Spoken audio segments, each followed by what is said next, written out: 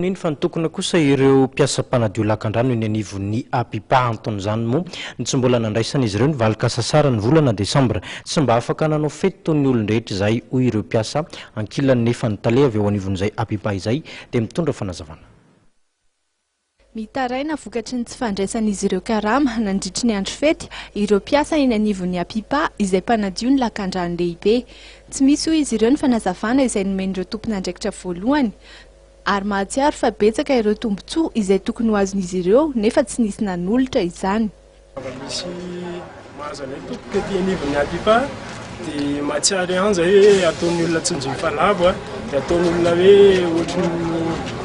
tsy haiko izany hoe ohatrany hoe ambanin'olona tanteraka mihitsy izany izay satria ohatrany hoe milalao rano maloto ve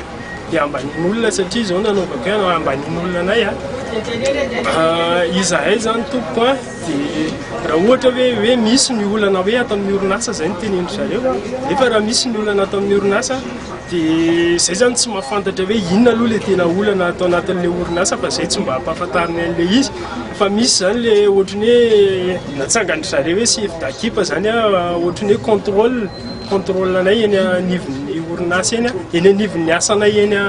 amin'ny lakan-drano rehetrarehetra eny dia zareo zany ampivoriany zareo nefa izay dia tsy mahalala an'ilay izy fa izay fotsiny maheno feo hoe asorona hono izay tsy ho ato anatin'ilay orinasa tsony aloha fa hajanona izahay nefa ny izahay efa 10 taona zao ny esana tato anatin'ny orinasa ohatra nahako manokana zao misy efa 10 taona ny esana tato anatin'ny orinasa nefa hoe hovaina hono ny mpitantana an'ilay orinasa iova ny hitondra n'ity orinasa ty dia izahay hono hajanona daholo aloha fa lafa ny hitantana anazy ka mbola miandry izay décision azy lafa zany no hoe mbola itohizanay hiasa ve sa tsy itohizanay faharoa. Nambaran'ny talen'ny Apipa moa fa efa napetraka ny fepetra rehetra mahakasika ireo mpiasa ary tsy maintsy atao laharam-pahamehana ireo izay efa niasa nandritry ny fotoana maro. Mpiasa raikitra sy ny mpiasa tsy raikitra, ny permanent sy ny non permanent. Ny permanent moa zany dia mizohira amin'ny hoe salany hoe orinasa mpanjakany rehetra reny dia ny salarié zany karana fa reny le hitanareo indrindray dia non permanent zany hoe lasa charge be ho an'ny fanjakana le izy raha ohatra ka raisina mpiasa raikitra reny olon-dreny dia raisinay salany hoe principena imo zany nanaovana an'ireny dia mandray karama isan-kerinandro na isam-bolana aty amin'ny Apipa zany. Rehefa nijerena nefa ny lalàna dia tsy mitombona le fanaovana imo fa raha ohatra ianao hanao imo dia tsy maintsy mipasy amina hoe ONG dia diso daholo zany hatramin'ny